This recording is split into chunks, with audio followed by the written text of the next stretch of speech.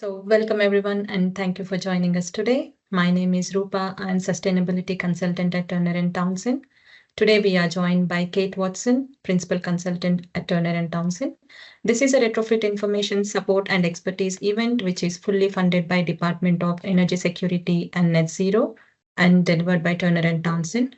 Thank you. I will now hand over to Kate to start today's presentation. Hello and good afternoon, everybody, and thanks for joining us today.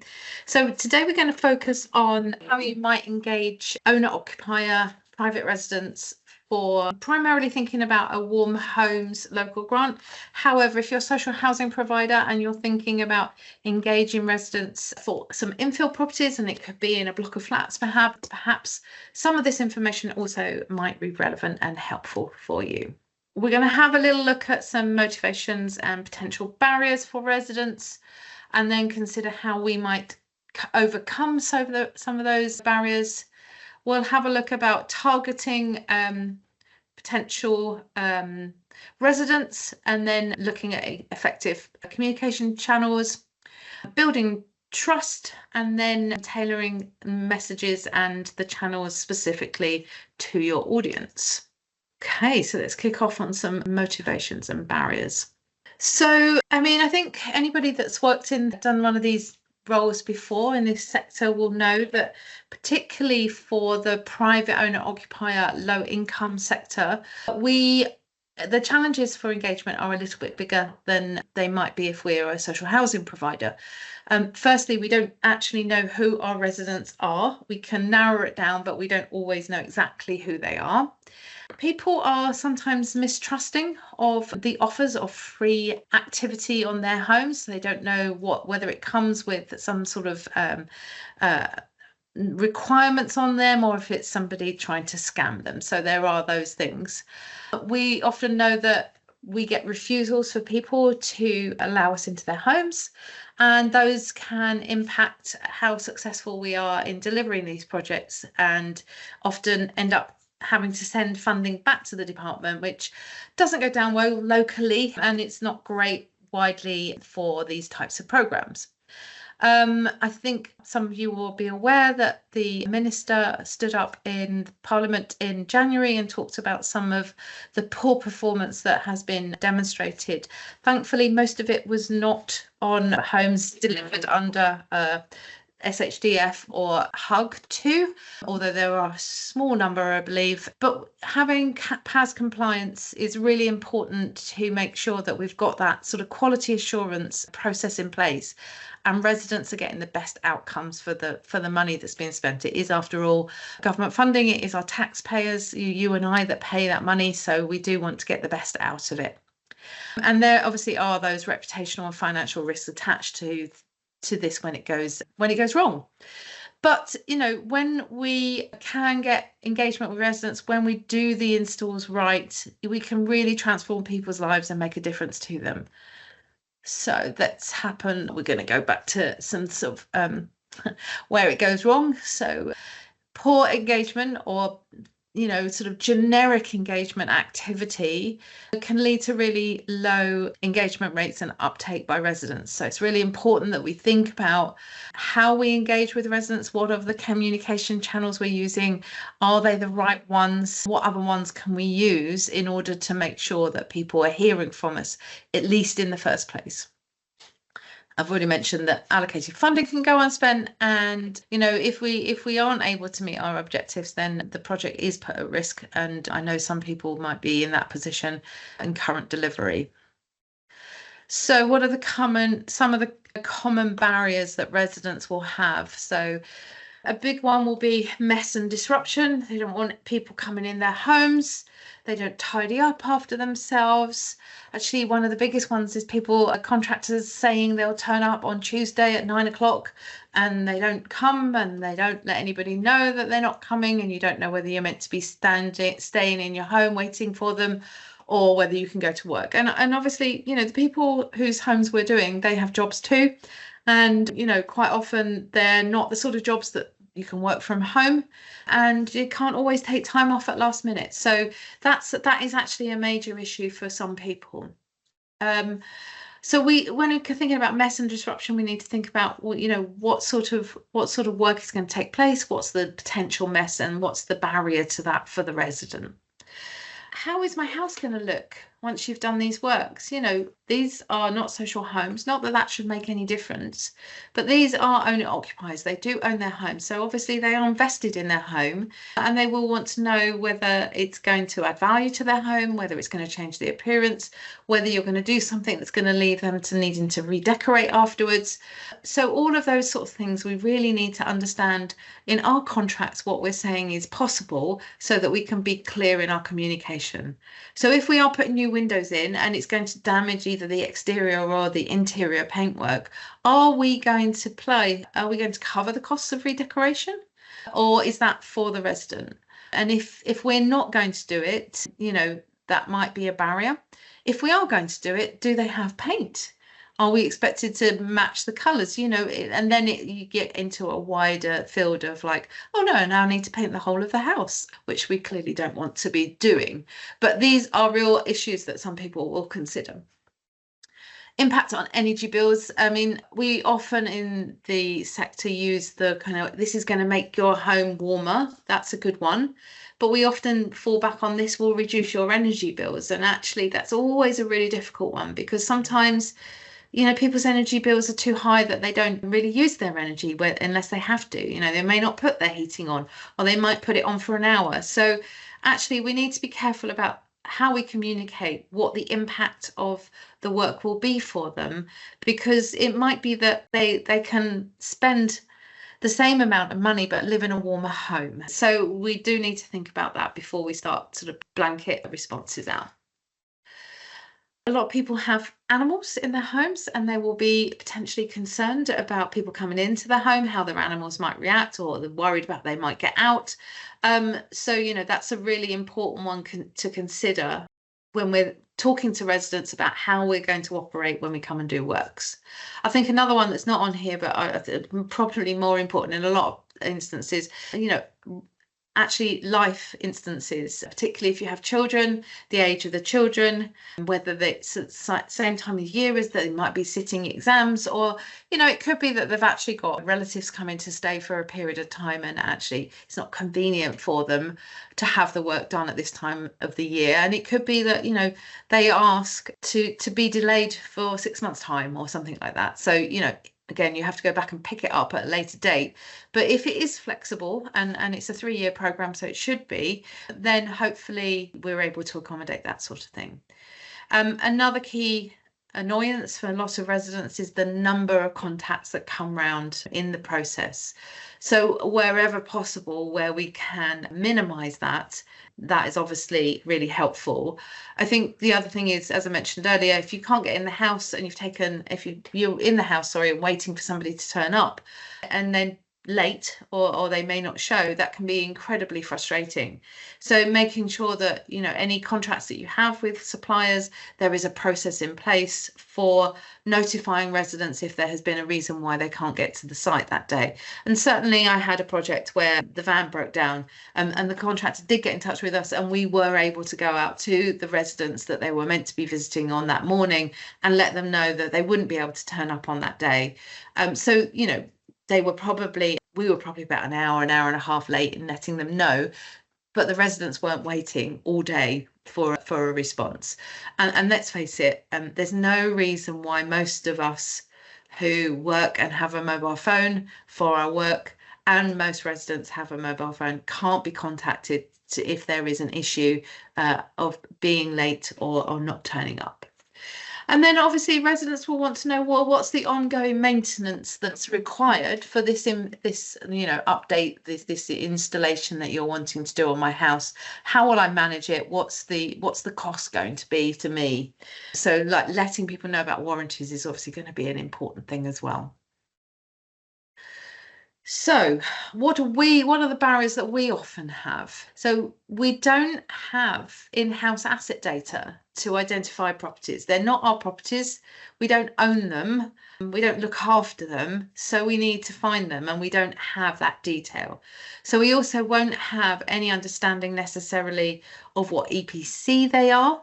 You could have houses people have been in 30, 40 years, they've not sold, they've not required an EPC. So we may think they're a suitable person, but we get there and actually they've done a lot of refurbishment works. We need to understand whether there are any specific barriers, likelihood of specific barriers within that household. So understanding things like the makeup of the household, which you might not know individually, but you will have an understanding of what the makeup is in certain areas of a local authority. So kind of having an understanding about the fuel poverty rates, the single parent households, the ethnicity in particular areas will give you a good indication of likelihoods of who might live in that house. And so having this bit of knowledge behind us can really help understand what's going on. Various communities don't trust the local authority. They don't trust for whatever reason, but there are reasons behind it often. There is also sometimes a lack of trust with contractors. I've already talked about people sometimes not being comfortable that if they're offered something for free, that there isn't a catch attached to it. So it's certainly important that we make it clear who this offer is coming from, how it's coming through. And I'd say it's always really important that we understand and make it clear with our trading standards teams that we've got a program going on. These are the contractors we're using, and monitoring that with your trading standards and trying to manage that with your residents. So having a helpline where they can call and check that the person that's coming through and talking to them is the people that are delivering the work for the local authority. That helps build trust in the work that you're doing. Obviously, the quality of the installations that we do will build trust with the type of the work that's going on and the contractors that you're using. It's sometimes hard to have an in-house resident liaison officer because, again, local authority schemes, often the houses are spread out across a local authority area. It could be a very dense inner city area. It could be a very rural environment. So we're not always it's not always easy to get people around and knocking on doors, but it's useful to have a dedicated team or a dedicated person who is a resident liaison officer who can go out and speak to people, particularly if they have some concerns about the work that's going to go on. Yeah, we need to make sure that you have capacity in your team in able to do that. So we're going to look at some of the barriers to engagement now and identifying who you want to target with your engagement activities. So as we know, in the funding programme, it is IMD, Index of Multiple Deprivation 1 and 2, qualify to, it's the deciles, not necessarily the IMDs, but it's within the IMD data sets that qualify immediately for support under this programme. So that is a really good starting point. And if hopefully within your organisation, you will have a business insights team or something similar where they have all of this information mapped out for the local authority area, may be able to provide that information for you. And if you don't have that sort of support in-house, you can come through on our support team and we will see what we can do to support you, helping you with that information. You can also download the EPC data for your area from the Open Data Communities. So that's a website address where you can go, and as a local authority, you can download all that information. So what you really want to do is then kind of align. You want to go through and work out how many properties in your area are below an EPCC, sort of remove everything that's above an EPCC really, and then start having a look to see which ones align with your fuel poverty areas, your IMD areas, and then you can start to hone it down on the properties that are likely to be in scope. The department did put out a list of postcodes, I think, earlier in the bid window. I know there were some issues, but I think they've all been ironed out now. So that's also a really good starting point, is to go to that document and identify the postcodes that might be in scope. But we must remember that not all houses in an IMD area are for low income households. There will be people that don't fit into that category. So there is an element of eligibility checking still to make sure that 36,000 fits.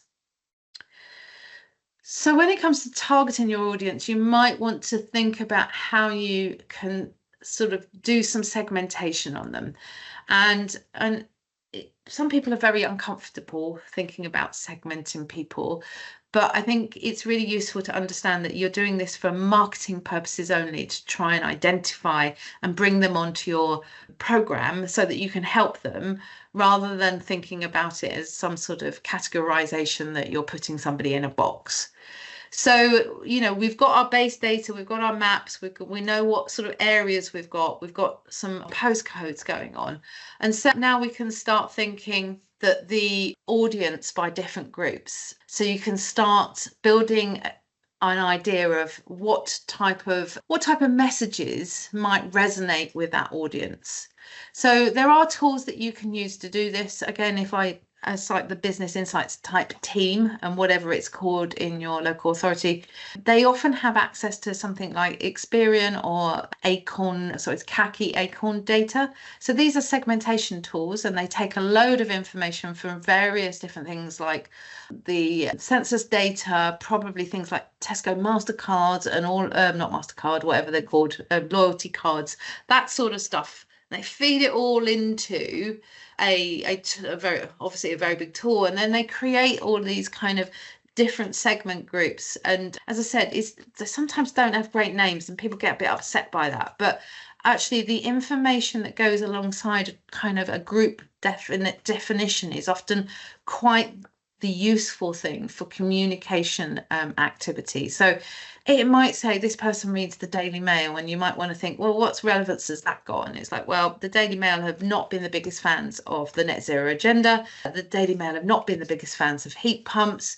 So somebody that might read those might be anti these types of activities. So we might not want to use that type of communication language when we're talking to those people. Often if it says they read a red top newspaper, the red top newspapers are written with a really short sentence structure, really easy reading style, because often the reading age of people that buy those papers is not particularly high. So they're written in a format to make it easy. So we might want to think about our communication with them to say, I don't want to use long sentences. I don't want to use big words. I want to make this easy to read so that somebody feels confident that they understand what's being offered to them. So there's all these different ways that we can think about how we can target people. Part of those segmentation tools now often have an environmental element attached to them. So they might do some sort of how receptive people might be to environmental messaging, or it might have how receptive they are to having an electric car, which might be an indication of them having some sort of pro-environmental belief systems. So, you can then start thinking about how the language that you use, the messages that you use, the way you structure your language, the words that you use, in order to make it as accessible to people as possible. Because I think if you work in the business, you end up using lots of words that we know the meaning of, but other people don't always understand that. So we need to get away from our jargon filled language and into a language that other people can understand. So we've talked a little bit about IMD deciles, so and this might impact on the education and skills level that people have. There might be employment deprivation, particularly in some parts of the country where there may have been industry that's no longer there or is shutting down, and access to other activity in those areas. Barriers to housing and service support, there will be a lot of people outside of that scope. And then there's health deprivation and disability. And I think this is a really important one to understand, in that, if you've got areas with quite a lot of deprivation but could qualify for your program, there may be other health impacts that are going to stop residents from wanting to engage with you. And certainly there is evidence that people who are disabled, who may have mental health issues or learning difficulties, are certainly not at the top of our list of people that we can complete work on their properties. So they are further disadvantaged by these sorts of schemes, because they really tend to drop out of the programs very early on. So I think this is really important, where how do we support those people more to access the services that could really make a benefit to them? Is there something that we could do as an organisation to provide additional support? Is that something we could write into a contract or procurement of contractors to make sure that it's a provision that's put in place there? So it's one to consider, because that is it has been researched, and there is data that says that they are further disadvantaged, those groups. We talked a little bit about census data, so I'm not going to go on about that. And then you can look at the communities to see how you can work within a community environment. So often you can have community groups, community energy groups, that type of thing. So you could potentially work with them to see if they will do some engagement activity for you, whether they're having events taking place, whether you can have a stall, a local event that enables you to talk about the work that's going on, and have people can come up and talk to you at that event. There is options to try and bring people on board as ambassadors. This can be quite tricky for some people because they might have a day job. So, how do we not overuse those people but get the best out of them? Case studies are great, particularly video case studies these days that we can put out on social media are all fantastic ways to allow other people to access this information. Okay. So I think what we need to do is, I think there's a bit somewhere along that talks about, are we what sort of communication are we doing? Are we engaging with them? Are we interested in what they've got to say? Or are we just communicating with them? And so we need to think about how we're going to sort of do that engagement, bring people along, help them through this customer journey, because it is quite complex. And we can sit managing projects going, oh, I want to get that person through so I can sign this off and draw down some more funding, and the contractor wants to complete a task and get the work done and get the income in, but actually some people just take longer to go through that process. And can we think about how we manage that internally or through a lead generation company to keep them interested, keep them on board, provide them with the information that they need to make a decision, and not feel like they're being railroaded through the process, which they could be very uncomfortable with. And quite often when people do feel that they're being kind of railroaded through the process, they are more likely to drop out and not progress. And that's really not what we want to do. So it's really how do we empower residents to let us know what their needs are, what the timescales are, and allow them to come back into the programme and be supported, and for us to set up those kind of reminder loops about how we can bring them back. Okay, we're going to look at some effective, hopefully some channels of effective communication.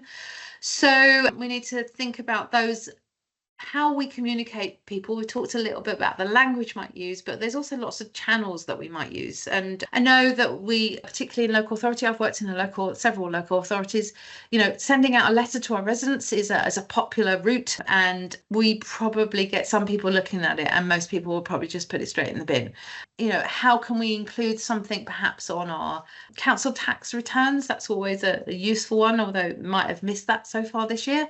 So how do we engage with people? What other kind of routes can we use to let people know that this program is here? So, obviously having a page on your council website, that can be tricky, I know as well. We want to try and sell something, but it's about services and about how people access our services. So sometimes how we want to portray something doesn't fit with our corporate image and how the website's been set up. So that can be a little bit of a challenge.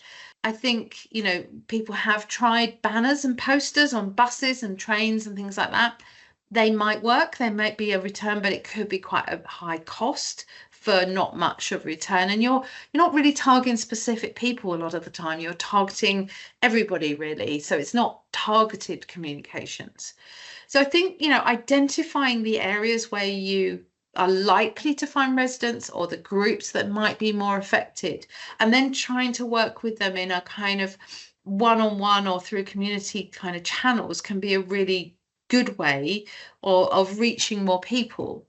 And there are always still going to be people that aren't going to go to those community groups, and they may still be a challenge to get hold of. And we A lot of us have moved to digital tools, but if you're an elderly person, you may not have a smartphone. You may still have your landline. You might prefer the letter, and you might actually want somebody to come around and talk to you about it. So we need to consider like all the different channels of how people will engage with us, or when they're available to engage. And often, you know, I again have done community events to try and bring people together to give people a briefing session, if you like. And you know, you think, well, we'll put it on at like 6:30 in the evening, and it's like, well, some people are just about to go to work at 6:30 in the evening. They work shifts. You know, sometimes you can't go because you've got childcare duties, or you're taking the kids to like play football or something. And then, you know, there are other people that will be trying to get their children to bed by 6:30 or shortly afterwards. So sometimes we have to do repeat kind of community events at different locations, different days, different times, so that we can capture people different who are on different programs, you know, day programs. And sometimes you might only get 3 people through the door, and you think that's a waste of time. But actually, those 3 people might be the ones that really need it, and they might be the ones that come back to you and can access the services. So, you know, it's really useful to think about what other activities might be going on in community centres. Can you be there at the community centre at particular times and be able to talk about your programme? We talked a little bit about tailoring the depth of information about the retrofit project, depending on the message, channel, and method. So, you know, you might want to start off with a fairly high level shout out to, like, we have some funding. We think you might be able to qualify for this. You know, these are the kind of funding criteria, but, you know, you could get in touch with us and we could work that out with you. Because sometimes people read through and they're like, oh, I don't know, do I earn more than £36,000? Maybe I do, you know, and actually sometimes you might just want to go through that process with them rather than them feeling like they can't apply because they're not actually sure whether they qualify. And so, you know, when we do our segmenting process, we can work out what we think are the best communications channels for people. You know, they don't always work. You know, I have an 80-something-year-old mother, and she knows how to use a smartphone and email and do text messaging and all of that sort of stuff. My father, on the same token, doesn't really even use a mobile phone, so he wouldn't. So, you know, we can't necessarily group everybody into a particular approach, but we can think about what might be the best way to get hold of these people. And then once we have got them, you know, let's ask them, how would you prefer for us to communicate with you? Is it better for us to email you, text message, you know, another route?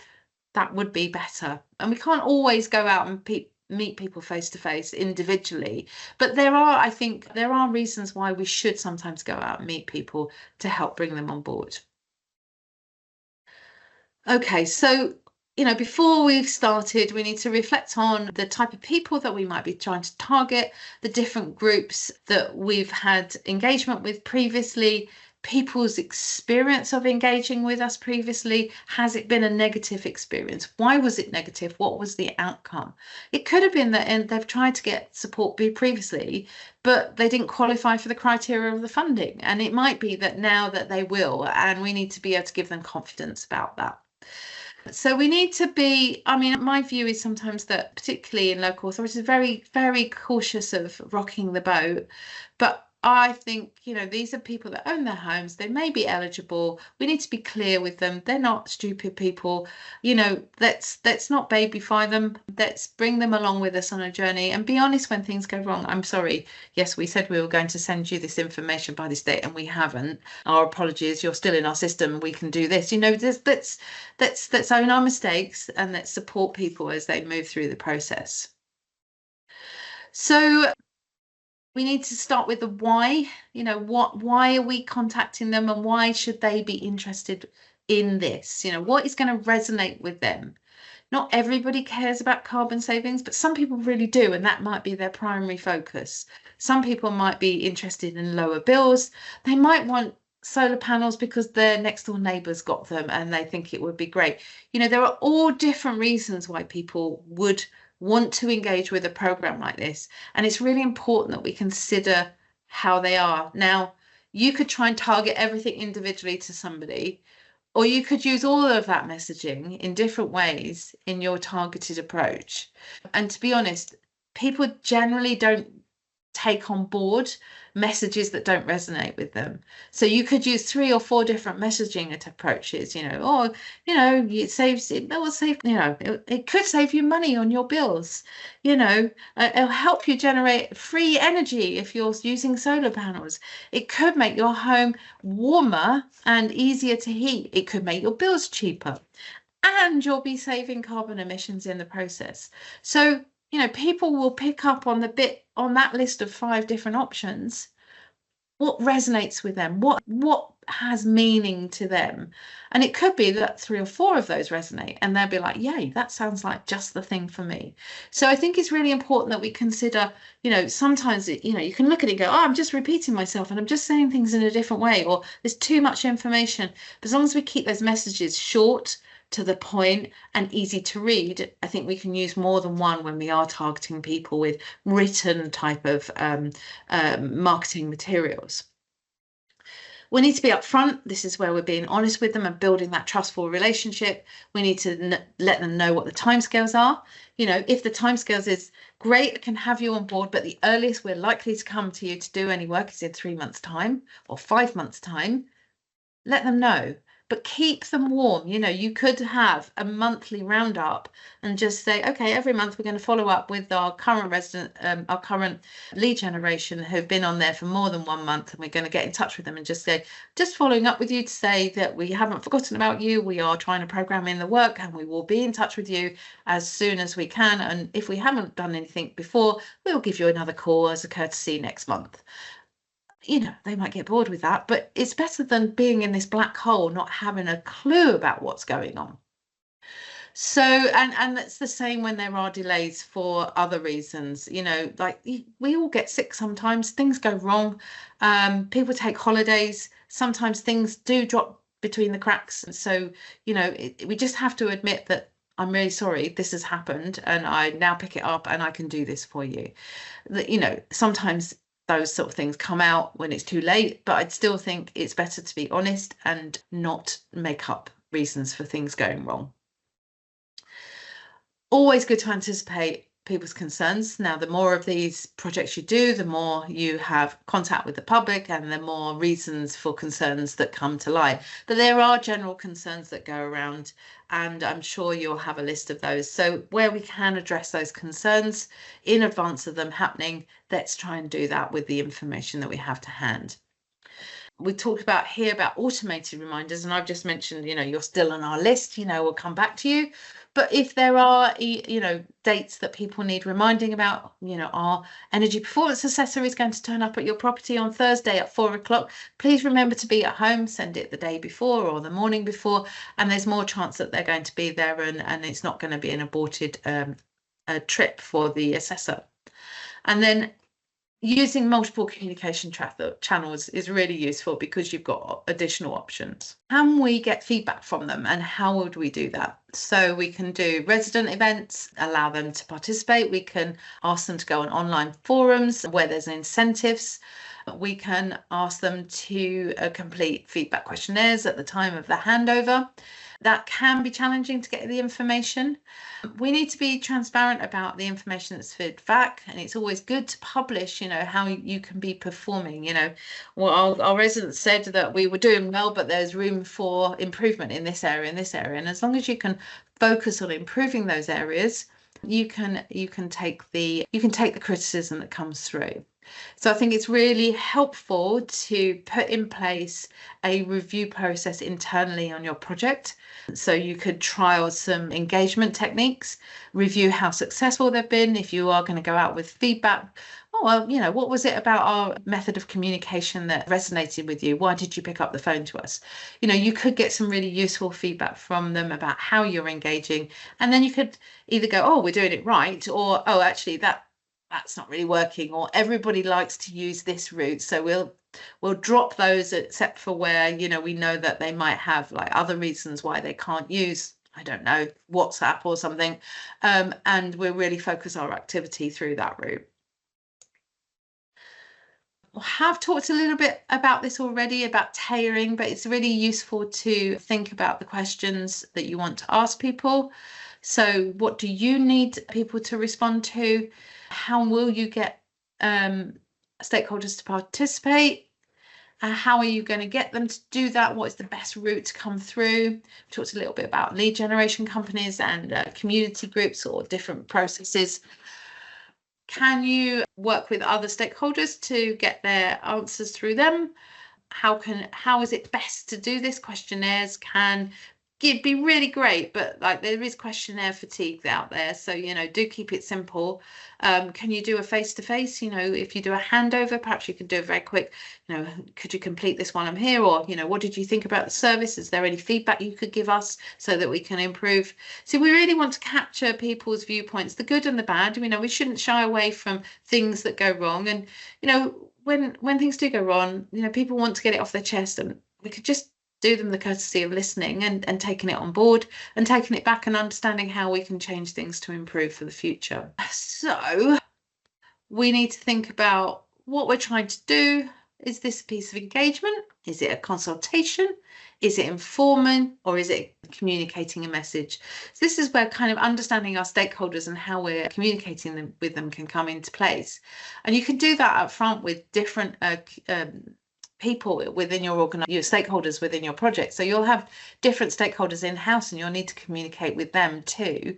But you could use some of your segmentation modeling to develop a different communication strategy and keep them on your communications plan and your stakeholder management plan and how you communicate in that process. So you can start that all off at the beginning.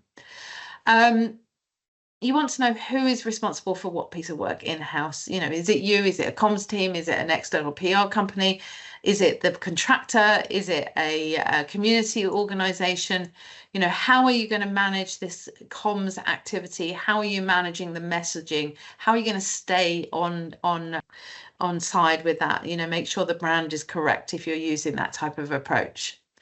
We've talked a little about our audience and how we aim at that. How are you going to plan to do the work? What's your processes? What can you share at what stage? What's the timeline for doing this? We've talked a little bit about that already, but it might be like, I need you to respond to me by this date with this information. Otherwise, I can't progress this further.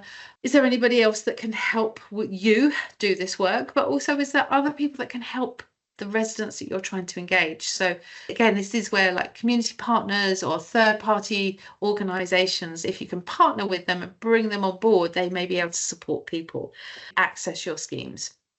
And then you want to know, what's our success criteria? What does successful mean to us when we're delivering a project? So you need to break down the messages to your residents, be clear about what it is you're saying. I mean, we've talked about energy efficiency assessments here, and then we talk about EPCs. Maybe we should just do EPCs rather than energy efficiency measures and EPCs. So it's that type of thing that can become confusing. Oh my God, is that a separate visit? Or is that the same visit by a different person? What is it? I don't know. So we really need to be sensible about how we communicate and the language we use. Because again, if we work in the industry, we tend to use things interchangeably. But if people don't know, they don't know that they're interchangeable. We need to be clear about who the contractor is or the name of the person that's coming if it's a specific person. I talked already about making sure our trading standards are in place, but what you can do is give somebody a contact number so they can check something. I want to check this person is real. Obviously, you want your contractors that are turning up at somebody's house to have some sort of badge saying who they are, and preferably with a contact number that has been approved. I mean, people do pretend to be other people, and particularly for local authority schemes. So it is important that we are careful around that.